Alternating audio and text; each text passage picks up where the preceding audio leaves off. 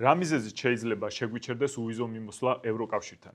როგორც იცით, ევროკავშირთან არსებული უვიზო მიმოსვლის რეჟიმი ეფუძნება გარკვეულ წინაპირობებს და შეთანხმებებს, რომლის საფუძველზეც შედგა მსგავსი ტიპის შეთანხმება.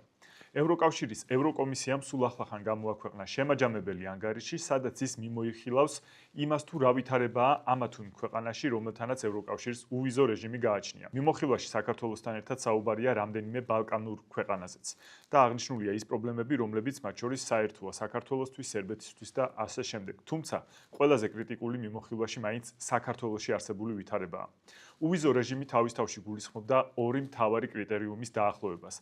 ერთი, საქართველოსა და ევროკავშირს უნდა ქონოდა მეტნაკლებად მსგავსი ქვეყნების სია, რომელთანაც ექნებოდათ უვიზო მიმოსვლა და მეორე, ის წინაპირობები, რომლის საფუძველზეც გასცემს ვიზას ევროკავშირი ან საქართველო, მეტნაკლებად უნდა ყოფილიყო მსგავსი. პირველ შემთხვევაში სხვაობა ძალიან დიდია. საქართველოს დაშვებული აქვს უვიზო მიმოსვლა ისეთ 26 ქვეყანასთან, რომელთანაც ევროკავშირს გააჩნია სავიზო რეჟიმი. 2022 წლიდან ვითარება არათუ გაუმჯობესდა, არამედ გაუარესდა და მანამდე არსებულ ქვეყნებს 2024 წელს დაემატა უკვე ჩინეთი, რომლის მილიარდზე მეტ მოქალაქესთან ევროკავშირს გააჩნია სავიზო რეჟიმი, ხოლო საქართველოს უკვე აღარ. განსაკუთრებულ ყურადღებას დოკუმენტი ამახვილებს ბოლო დროს ინდოეთიდან და სხვა აზიური ქვეყნებიდან საქართველოში ჩამოსული მიგრანტების თაობაზე. ამ საკითხთან დაკავშირებით დოკუმენტი ერთ ძალიან მნიშვნელოვან და კრიტიკულ ამბავზე ამახვილებს ყურადღებას. კერძოდ, საქართველოში მოქმედებს წესი, რომლის მიხედვითაც, მიუხედავად იმისა, რომ წესით ინდოეთის, პაკისტანის და სხვა ხალხმრავალი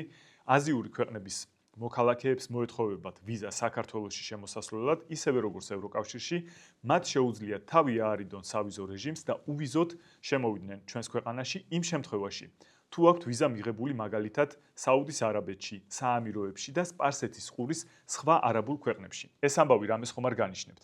სპარსეთის ყურის ქვეყნებში 25 მილიონზე მეტი ლეგალურად მცხოვრები ინდოეთის, პაკისტანის, ფილიპინების და სხვა აზიური ქვეყნის მოქალაქეები არიან.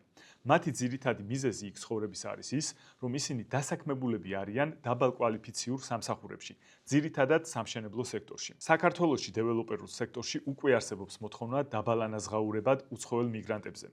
ეს მოთხოვნა 10,000-ობით გაიზრდება მაშინ, თუ კი გონიოსა და კრწანიში დაიწყება უცხოური დასახლებების მშენებლობა. შესაბამისად, გასაკვირი არ არის, რომ საქართველოს აძლევს შესაძლებლობას სულ მცირე 65 მილიონ ადამიანს შემოვიდეს საქართველოში ან ჩამოყვეს Eagle Hills, რათა განახორციელოს დაგეგმილი პროექტები. და იმაში გასაკვირი ნამდვილად არაფერი არ იქნება, თუ გავიგებთ, რომ Eagle Hills ყავს საკუთარი ჯგუფები, რომლებსაც საკუთარივე გამოცდილების ხარჯზე ამუშავებს მის მიერ დაგეგმილ დეველოპერულ პროექტებში. კორუფციასთან ბრძოლა უვიზო მიმოსვლის ერთ-ერთი წამახალისებელი წინაპირობაა. რასაკვირველია, დიდ საფრთხეებს შეიცავს ისეთ ქვეყანასთან უვიზო მიმოსვლა, სადაც კორუფცია ფეხგადგმულია.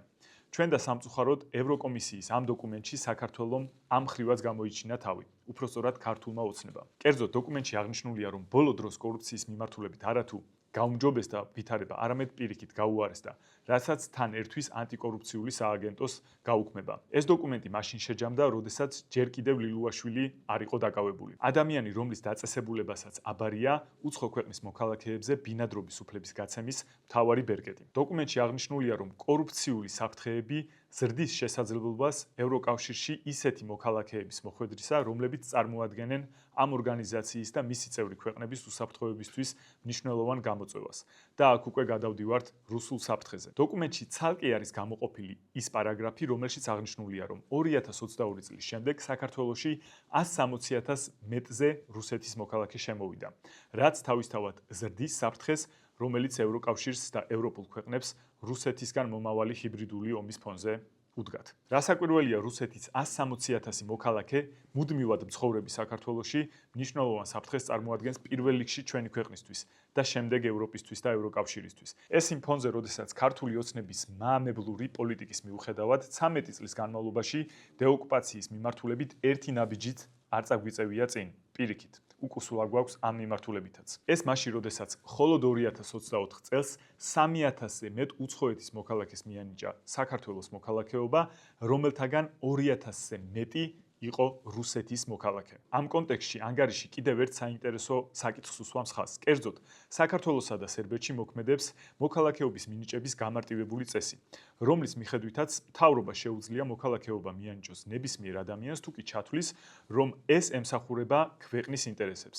მაგრამ თუ რა ემსახურება ქვეყნის ინტერესებს და ნამდვილად შეიძლება თუ არა ასეთად ჩაითვალოს, მაგალითად 2000-ზე მეტი რუსეთის მოქალაქისთვის საქართველოს მოქალაქეობის მინიჭება, ამას აბსოლუტურად წყვეტს ქართული ოცნება. ევროკომისიის მიხედვით, კორუფციის გათვალისწინებით მსგავსი წესის არსებობა მნიშვნელოვან საფრთხეს წარმოადგენს ევროკავშირში უსაფრთხოების თვალსაზრისით. თუმცა აქაც უნდა აღინიშნოს, რომ მსგავსი ჩანაწერი ქართული ოცნების პირობებში პირველ რიგში საფრთხეს წარმოადგენს სწორედ საქართველოსთვის. რომ შევაჯამოთ, 26 ისეთი ქვეყნის მოქალაქეები შემოდიან საქართველოში უვიზოდ, რომელთანაც ევროკავშირს გააჩნია სავიზო რეჟიმი. გარდა ამისა, ისეთი ხალხმრავალი ქვეყნების მოქალაქეები, როგორებიც არიან ინდოეთი, პაკისტანი, ფილიპინები, სირია და სხვა, საქართველოში შემოდიან უვიზოდ, თუ კი მათ მიღებული აქვთ შესაბამისი ნებართვა სპარსეთის ყურის ქვეყნებში.